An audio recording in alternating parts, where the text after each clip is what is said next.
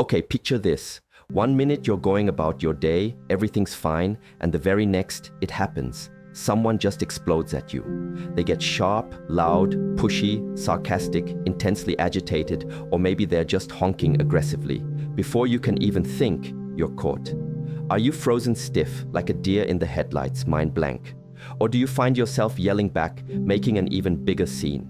Perhaps, and this is the one that truly stings and makes your stomach drop. You just melt away, pretending it never happened, leaving feeling utterly humiliated and helpless. It's that awful sinking feeling where you desperately wish you had a magic phrase, a secret way to respond that isn't fighting, fleeing, or freezing. What if I told you there is a simple yet powerful method to handle aggressive behavior, allowing you to stay calm, speak one clear thing that preserves your dignity, and actually makes their aggressive shame stick with them? And here's the kicker. Master this, and you send an unmistakable signal that stops people like this from ever trying it again. Don't let another aggressive encounter hijack your peace. Learn the one skill that changes everything. Almost everyone finds themselves vulnerable to rude, hostile, or emotionally aggressive behavior at some point. And to be clear, we're not talking about physical aggression here. We're talking about the verbal, emotional, and social assaults that, even if you're used to them, can instantly throw you off balance. This kind of interaction is a major trigger for what we call dysregulation, that frantic, out-of-sync state where your nervous system goes haywire. Once you're in that zone, it becomes incredibly difficult to think straight, much less figure out a coherent response. Aggression isn't always overt yelling. Sometimes it's subtle pressure, or someone constantly trying to control the conversation, or acting like it's a debate when they just want to steamroll you into submission. While some people are intentionally aggressive, many others aren't even fully aware they're doing it. It's simply their own emotional dysregulation and social dysfunction spilling out onto whoever is nearby. If you grew up in a chaotic or abusive environment, other people's aggression can trigger a literal cascade of physical and emotional reactions in your body before your mind even has a chance to catch up. Their internal chaos becomes your chaos, infecting your entire nervous system unless you possess the vital skill to deflect it. The more often you resort to freezing, fawning, pretending it didn't happen, or lashing out, the more these automatic reactions become deeply ingrained in your nervous system. You might start to feel like you're trapped, like this can never change. But believe me, it absolutely can. My husband, bless his heart, doesn't carry the burden of complex PTSD like I do, and he is an absolute genius at effortlessly handling aggressive people. Watching him navigate these situations has been nothing short of transformative for me, pure gold. I remember one particularly telling incident. We were in Napa visiting our friend and coach, Kara, and her husband. We all decided to grab lunch at a rather chic food market, and naturally, the parking lot was utterly chaotic and packed. You probably know where this is headed, given we're discussing aggressive behavior. We patiently waited what felt like an eternity, probably 15 minutes, for a couple to pack up their car and leave their spot. Finally, they pulled out. Just as the space opened up, a monstrous escalate packed with a couple of women and kids swooped in, clearly trying to snatch our spot. Without a second thought, my husband simply drove into the space, confidently claiming it, so much so that Kara and I were genuinely concerned and yelled, "Hey, watch out!"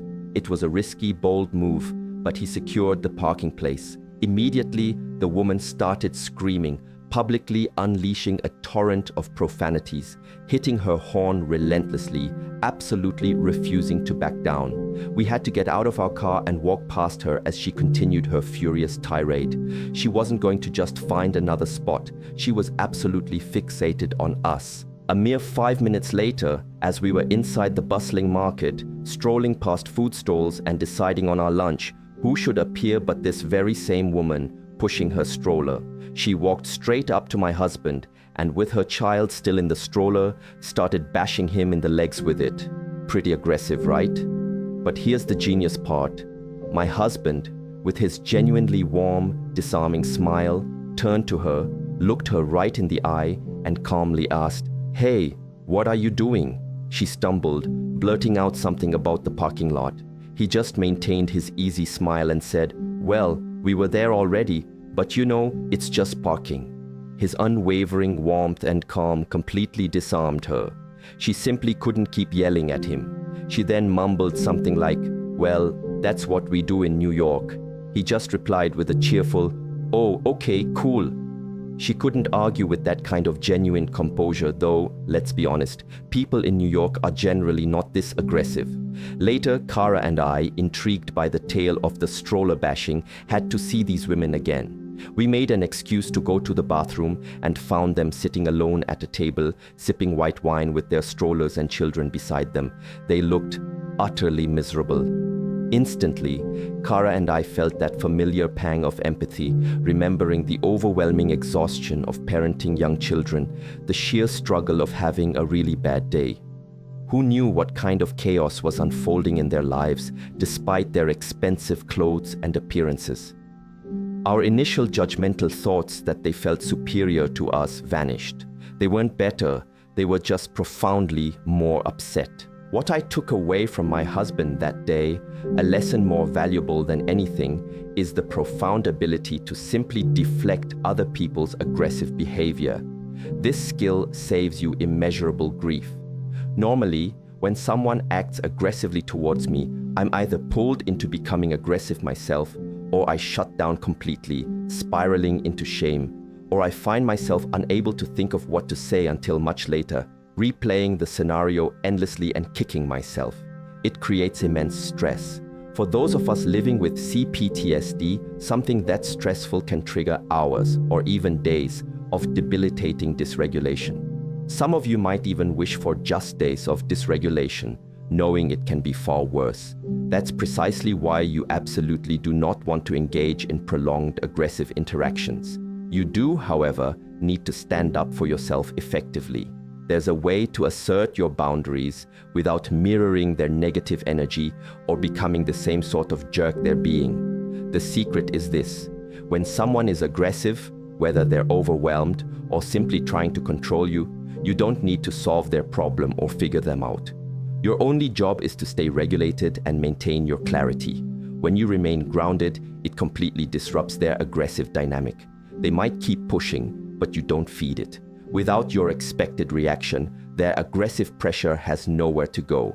It either fizzles out or exposes itself for what it truly is. Sometimes they even feel foolish or genuinely sorry. Not because you got them, but because your calm, clear behavior makes the stark contrast with their own actions undeniable. But this only works if you commit to showing that better behavior yourself. That's the true power of a calm, clear response. Of course, this approach hinges on your ability to re-regulate yourself when you feel your nervous system going sideways. The first critical step is knowing the signs that you're becoming dysregulated. Many people aren't even aware of these internal shifts.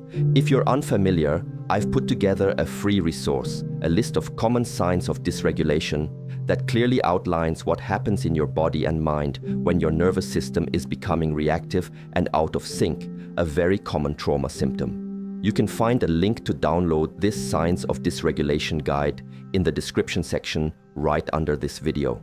Once you're armed with that self-awareness, you can then deploy these powerful phrases. So, here are 5 simple yet effective phrases you can use when someone is coming at you hard.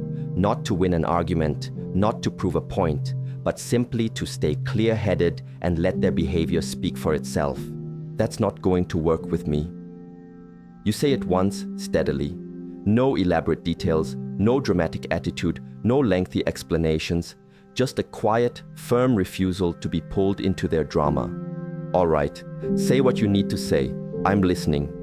This powerful phrase instantly resets the tone. It deflates any posturing or attempts to escalate with raised voices, offering them a chance to communicate like a reasonable human being. Or it reveals that they simply want to vent, putting you firmly on the high ground and diffusing the situation. All right, I need to take a second. Use this when you feel yourself starting to spin and become dysregulated. You're not shutting them down, you're managing yourself. It buys you precious space, and often that's all it takes to turn the situation around. Saying it lightly and straightforwardly, focusing on what you need, is incredibly disarming. You're not demanding they change. You're saying you need a moment, which helps prevent them from getting further triggered and escalating the conflict. Let's press pause. I want to come back to this clear. This sounds good, doesn't it? You're not fleeing, and you're not taking a casual break. You're making it absolutely clear that you will engage, but not amidst chaos. Especially with people you're close to, this is an excellent way to prevent escalation. You're asking for a break in a neutral, non-accusatory, non-abandoning way. This tactic is valuable even when you intensely disapprove of the other person's behavior, because escalating conflict can cost you days of precious regulation. We constantly weigh, is it truly worth that cost? Ouch. This is one of my favorites. Just look them calmly in the eye and say, ouch. It gently holds a mirror up to their behavior without accusation, in the least triggering way possible. It forces them to truly own what they've said without you getting bogged down in an argument about it. Memorizing and practicing just a few of these phrases can empower you to hold your ground, standing there like a total badass, even if inside your heart is pounding and you're still trying to figure out what just happened. For someone like me, who easily becomes dysregulated under stress, these phrases are like having kryptonite in your pocket, not to hurt your opponent, but to immobilize them, stop them from hurting you, and to buy yourself crucial time. This prevents you from falling into old patterns of fawning, freezing, or matching their aggression when that's not what you genuinely want. You want to maintain your wits, to stay aware of any real danger, and to calmly assess whether their actions truly demand a specific response from you. The absolute biggest thing you can do to master these interactions is to get your vibe right. I'm talking about achieving a truly regulated nervous system. Even when we're not consciously aware, even when others aren't consciously aware, we feel each other's nervous system state. When you are regulated, you are formidable. But if you are dysregulated, the powerful phrases I'm teaching you won't work effectively because they'll be delivered with a frantic, dysregulated nervous system vibe that completely undermines your authoritativeness and formidable presence. Your personal authority simply drains away. Your ability to re-regulate yourself is a genuine superpower. It erects an invisible force field around you, making others less likely to mess with you. Have you ever noticed that you don't need to transform into someone else or suddenly become tough? It's not about changing others, and you absolutely don't need to match their energy or take them down. It's purely about becoming calm enough to see clearly, to access the right words, and to project the energy you need to establish that force field of neutrality, which will disarm the aggressive person often without them even realizing what you've done. If you are truly ready to master re-regulation, the skill of getting back to a calm, attuned, and connected state, that is precisely what I teach. You can begin learning this vital skill right now in my online course, Dysregulation Bootcamp. It's a powerful little gem of a course. You can check it out by clicking the link in the second row of the description section below this video. It's one of my most popular courses, and I genuinely believe you'll find it incredibly helpful. It's concise to the point and gives you clear actions to take. Ultimately, what makes emotionally aggressive people regret how they've behaved isn't an argument. It's the stark contrast you present. They're spinning, but you're not. They're overstepping boundaries, but you're calm. They're pushing hard, but you're holding your line without emotion, without drama. Just one pause when you usually snap, one clear, steady answer when you typically shut down, one conscious decision not to go down that destructive path again. That's how people genuinely feel the full weight of their own behavior without you having to carry it for them. Then, whether they decide to do something about their behavior or not is up to them, but you, crucially, will have handled things honorably. You get to walk away with your head held high. If aggressive people frequently catch you off guard, leaving you wondering why you didn't say anything, now you have powerful tools you can actually use. Write down these phrases I've given you. Keep them visible, because when tension hits, you won't devolve into the very thing you despise. Instead, you'll fall back on what you've practiced. And when what you've practiced is clarity and calm, you will walk away feeling dignified, stronger, and more confident than you were before. If you found this video helpful, I've got another one I think you'll really love right here. I'll see you very soon. Remember, often what's hurting you now is the ripple effect of your own reactive behavior. The deeper the hurt you experienced back then, the more likely you might be inadvertently perpetuating a pattern of self-sabotage now. But that can change, starting today.